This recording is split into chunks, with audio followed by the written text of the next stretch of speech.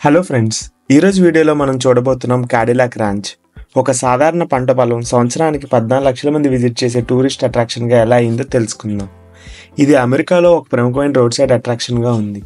Route number 66 మీద ఎమరాల్డో, Texas వెస్ట్లో locate అయ్యింది ఈ ప్లేస్.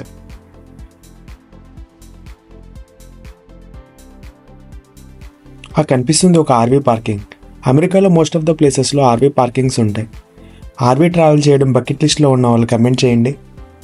ఈ ర్యాంచ్ చూసారా? ఈ ర్యాంచ్లో ఓన్లీ గుర్రాలనే పెంచుతున్నాడు. చాలా గుర్రాలు భలే ఉన్నాయి చూడడానికి అయితే.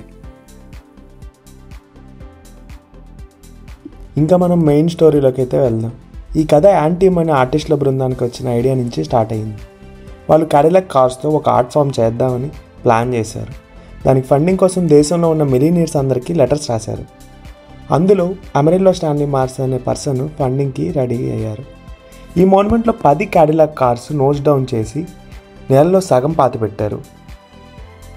ఈ కార్స్ అన్ని 60 degrees యాంగిల్తో అలైన్ అయి ఉన్నాయి, same as pyramid of Giza. ఇక్కడ స్ప్రే పెయింటింగ్స్తో రంగులు వేయడం అనేది ఒక సాంప్రదాయంగా ఉంది. కార్స్ మీద మాత్రమే కాకుండా హైవే సైడ్ ఉన్న వాల్కి, ప్లాంట్స్కి, అలాగే ఇక్కడున్న నేలకు కూడా రంగులు వేసేస్తున్నారు. ఈ మోన్యుమెంట్ ఇన్స్టాల్ చేసినప్పుడు ఇందులో కొన్ని ఫంక్షనింగ్ కార్స్, అలాగే మిగతా కార్స్ కూడా కంప్లీట్ కార్స్.